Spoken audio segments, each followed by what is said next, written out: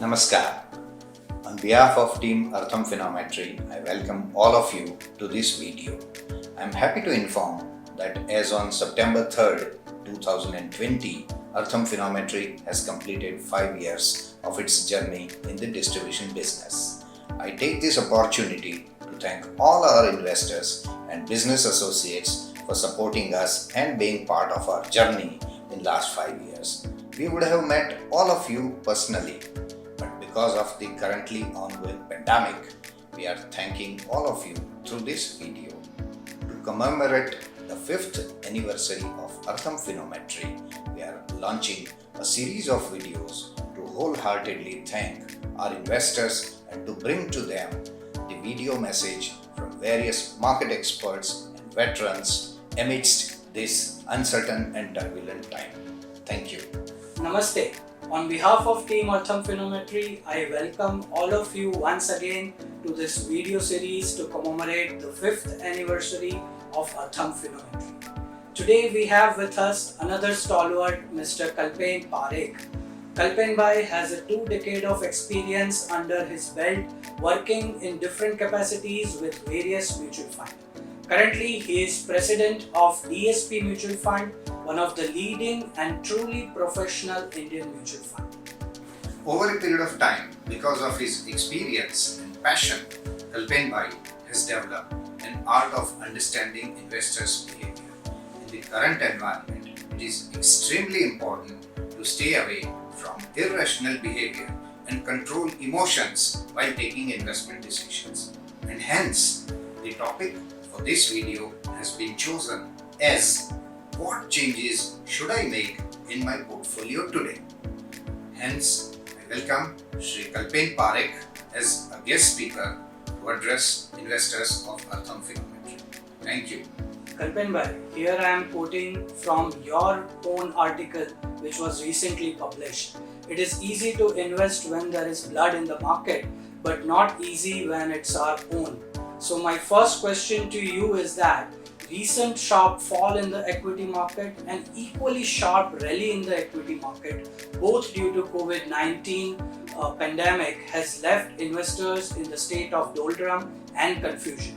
The biggest question all Artham Phenometry's investors are asking today is to buy, to sell, or to hold their equity investment. So what are your views on this, Kalpen Bhai?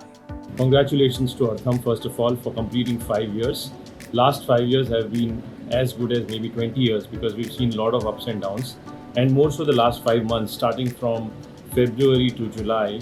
We've seen markets really go in both the directions, down 40% and then up almost 40% again.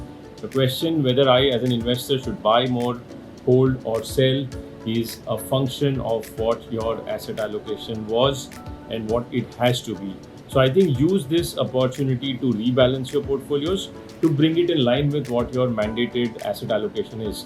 So in my case, for example, if my asset allocation is meant to be 60-40 and if it has crossed 65, I will use this opportunity to bring it down to 60. Or if my asset allocation has moved down to 55 because of any actions taken in the last couple of months of volatility, I will add more to bring it back to 60.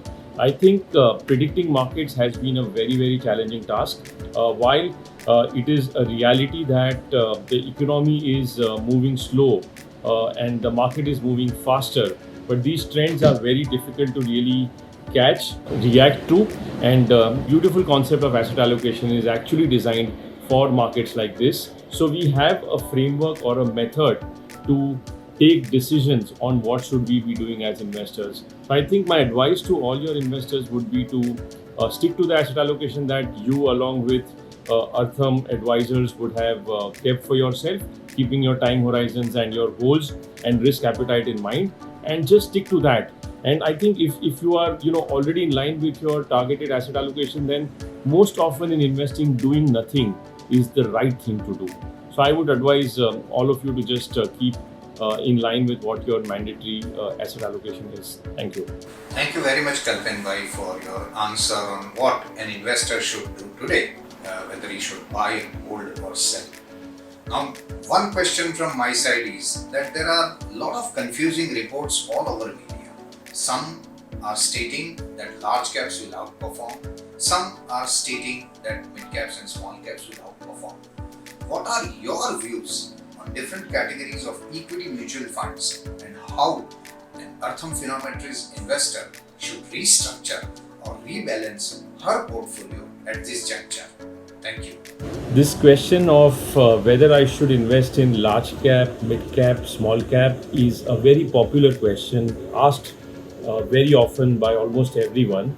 Investing should only be in good companies and good funds, not just large, mid, or small. In fact, large, mid, small, these are typically, a lot of slice and dice which are done to create more product ideas.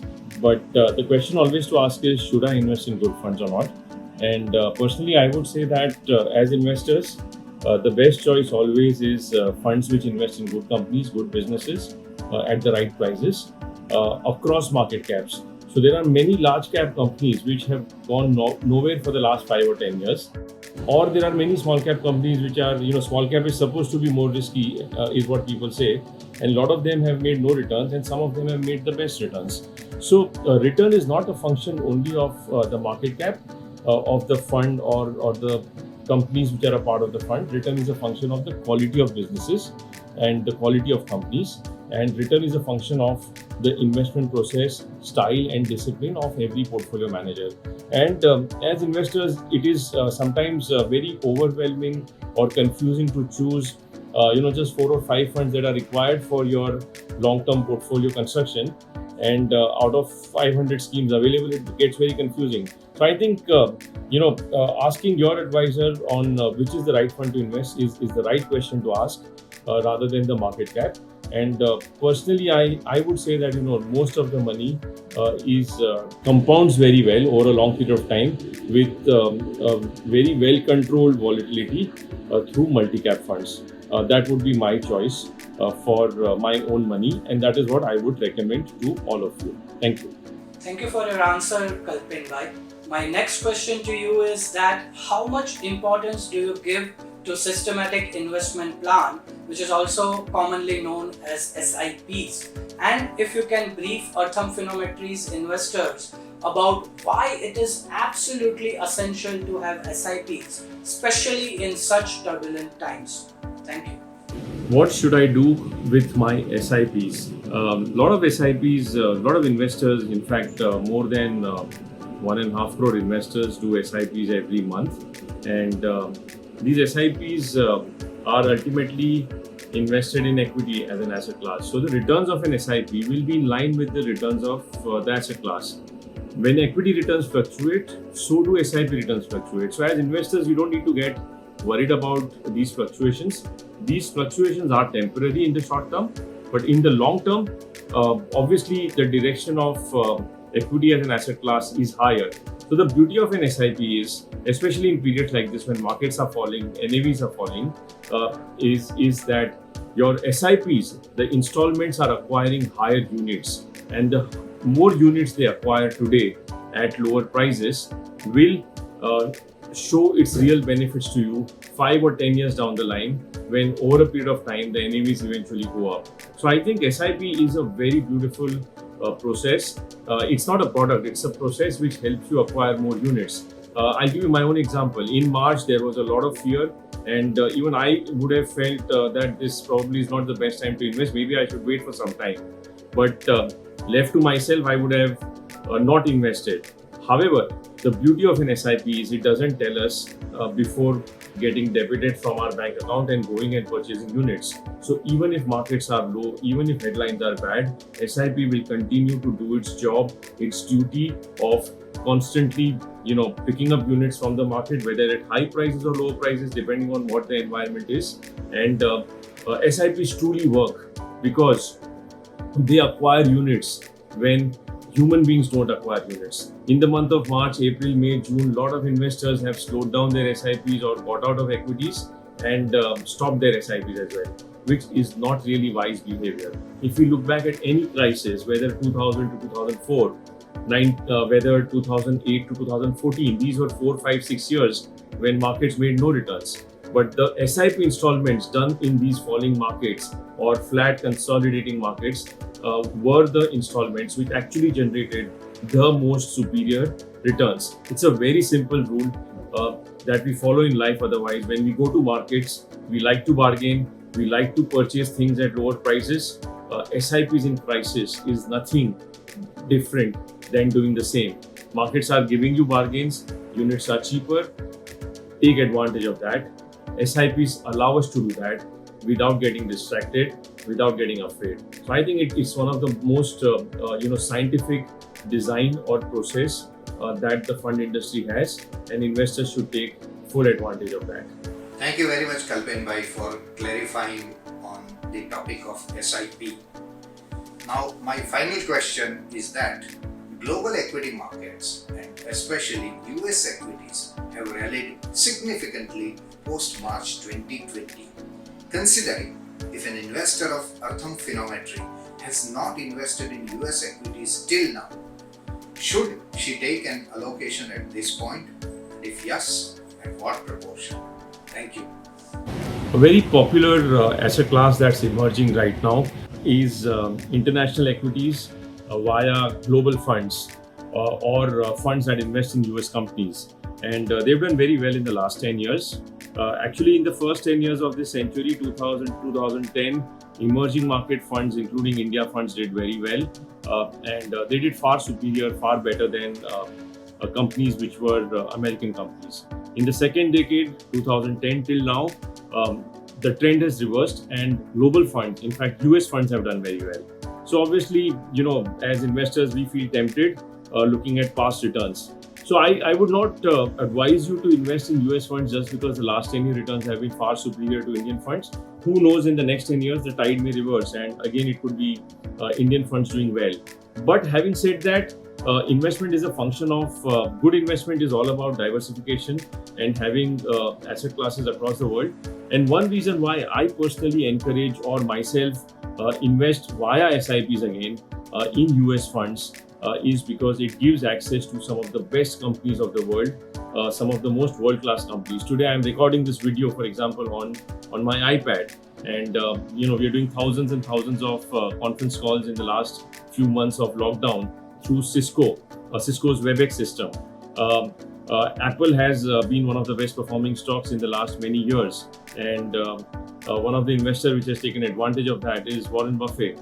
His company Berkshire Hathaway is a part of let's say US funds or funds which invest in US stocks. So there are so many such companies which are available out there in the world, and they may be American in terms of where they are headquartered, but the revenues and the profits come from all over the world.